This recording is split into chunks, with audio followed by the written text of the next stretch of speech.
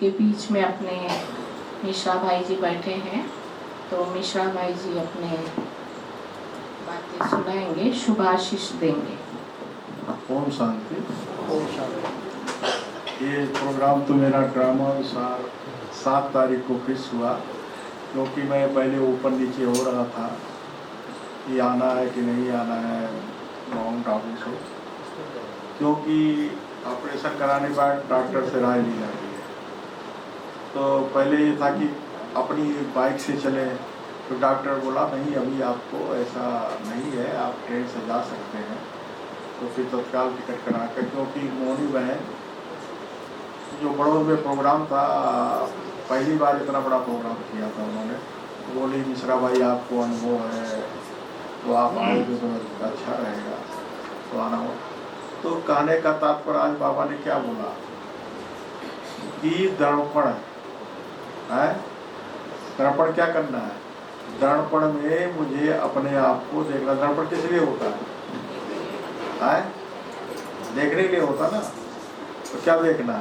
अपने आप को देखना। क्योंकि जब हम अपने आप को देखेंगे तो हमारे अंदर कोई कमी नज़र आती है, उसको अगले दिन चेंज करने के लिए, एक दिन के लिए नहीं बाबा बोला है, रोज अपने दर्पण में अपनी शक्ल को देखना है।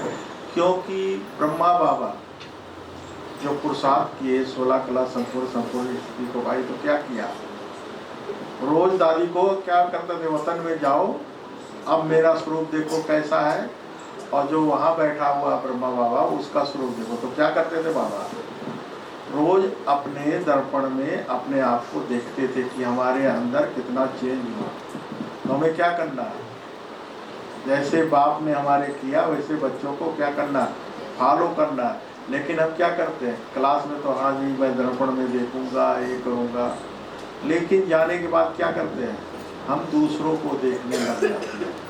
तो एक कहावत कही है, जैसे सारी रात नाव चलती रही हो, लेकिन सवेरे कहाँ कौन वही बैठा, क्योंकि हमारी डोर क्या है,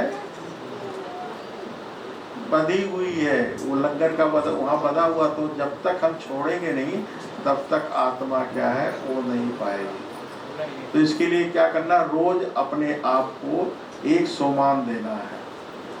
रोज सवेरे उठते ही अमृत बेला योग करने के बाद अपने आप को एक सोमान देना, और उस पर क्या करना है, सारा दिन चलने का पुरुषार्थ करना है।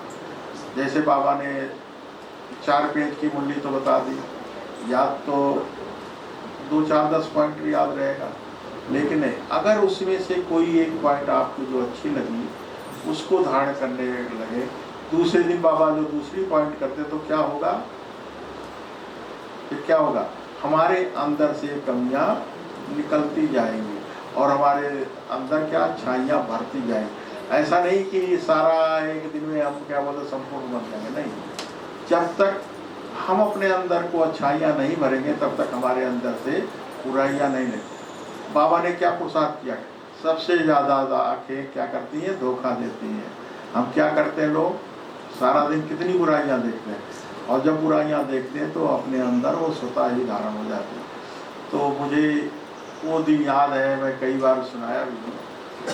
मैं जब मधुबन में गया था तो मुझे 2 बात वल्लभ दादा ने बताया था, जब तक इन आँखों से देखते नहीं हो, जब तक अपनी कानों से सुनते हो, तब तक किसी के बात पे विश्वास नहीं करना है, अगर आपको मधुबन में सफल होना है। मैं कहा अच्छा, क्योंकि हम बातें, कोई बात छोटी होती है तो दूसरा क्या बोला, थोड़ा मिर्ची मसाला करके और बड़ा कर दिया, और कोई, क्योंकि हमने तो सुना नहीं है अपने कानों से, तो जैसे वो बोलेगा आपने सुना ऐसे ऐसे हुआ, आपने सुना ऐसे ऐसे हुआ, नहीं। जब तक हम अपने आँखों से देखते नहीं, कानों से सुनते नहीं, तब तक किसी के विश्वास नहीं करना। बाबा हमें 4 पेज की वाणी में सब कुछ बता देता है, पुरुषार्थ की सब कुछ, लेकिन क्या करना है, अपने आप को उसमें ढालने का पुरुषार्थ करना है। और सब अगर हम बाबा के श्रीमत पर चलते हैं तो बाबा क्या बोलता है, अपने बच्चों को क्या करेंगे, नैनों पर बिठा के ले जाऊंगा। मैं अपना अनुभव बताता हूँ ऑपरेशन का। जब मुझे कुछ नहीं था, मैं ऐसे ही कहा रामेश्वर से, चलो आज मैं अपना बॉडी चेक कराता हूँ क्योंकि मेरे सिर में दर्द कर रहा। तो मैं गया हॉस्पिटल ट्रामा सेंटर में, ईसीजी कराया, सब कुछ कराया, सब ओके।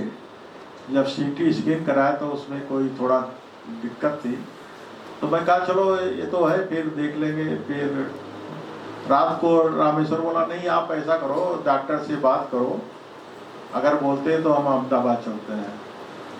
मैं रात को 8:30 पौने 9 बजे डॉक्टर से बात किया, क्योंकि मधुबन का डॉक्टर जो बनारसी डॉक्टर है, क्योंकि उनको ही अनुभव है कि किसको कहाँ ले जाना, किसको क्या करना। मैं 8:30 बजे बोला कि ऐसे ऐसे मेरी स्वास्थ्य के बारे में आई है खबर, कल है आप कब जाओगे? मैं कहा 2-3 दिन के बाद चले जाएं। कल नहीं, अभी मैं टाइम लेता हूँ, आपको सवेरे 5 बजे निकलना है। मैं कहा ठीक है। मैं कहा 5:30-6 बजे निकल जाएंगे। चला ठीक है। मैं सुशील को बताया, सुशील सवेरे आया वहाँ से, रामेश्वर तैयार हुआ, अनिल तैयार हुआ, हम लोग के ईसीजी किया तो 99% ब्लॉक, एक तो 95 ब्लॉक और एक 90, 4 होते हैं ना, चारों ब्लॉक मिली। बोले हमें तो बताया नहीं उन्होंने, पहले मैं आपके डॉक्टर से बात करूँगा। डॉक्टर से बात किया तो उस समय निर्भय भाई भोजन कर रहे थे, उन्होंने फ़ोन किया, कहा लगा आपको यहाँ आने की ज़रूरत नहीं है, आप हॉस्पिटल भी जाओ। मैं हॉस्पिटल गया तो वहाँ से टाइम लिया, टाइम लेने के बाद गया, यहाँ से एकदम ओके था, लेकिन अंदर क्या चल रही, शरीर के अंदर चल रही, लेकिन शरीर से मुझे अपने आप को फील नहीं हुआ कितना बड़ा मुझे बीमारी है। गया, भर्ती हुआ, सब कुछ। 14 तारीख को यहाँ से गए, भर्ती हुआ, 15 तारीख को ऑपरेशन। तो मैं देखा, जब उन्होंने बोला कि आपकी ऑपरेशन होना, तो मैं कहा ठीक है, मेरे हंसी निकल गई। मैं कहा बकरा तैयार है, आप तो हलाल करोगे हमें, तो इससे चाहे अच्छी तरह से करवा ले, चाहे वैसे, तो आपको तो ऑपरेशन करना है, आप करिए, आप निश्चिंत होकर के। तो ऑपरेशन थिएटर के तो क्या है, संदीप भाई भी गए थे यहाँ से, और क्या नाम है, डॉक्टर बनारसी, सब ऑपरेशन थिएटर तक गए छोड़ने तक के लिए, क्योंकि फिर उसके बाद नहीं जाने देते। ऑपरेशन हुआ, ऑपरेशन करने के बाद मुझे लगता है शाम को 7, 7:30 बजे होश आया होगा।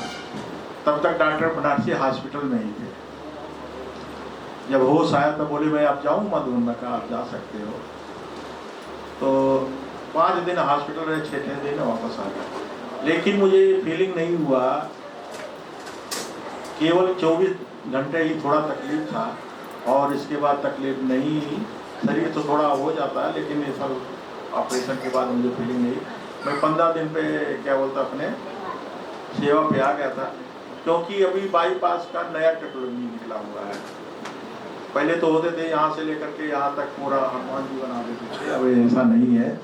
अभी एक टेक्नोलॉजी निकला है कि क्या बोलते हैं, आपके जो यहाँ पसली, यहाँ से ही एक सुराख करते हैं 6 इंची का, और नस जहाँ से भी लेना हो तो वहाँ से करके, और यहाँ पर बाईपास कर देते, तो उससे क्या तकलीफ नहीं होती है, और स्वास्थ्य सही हो जाता है।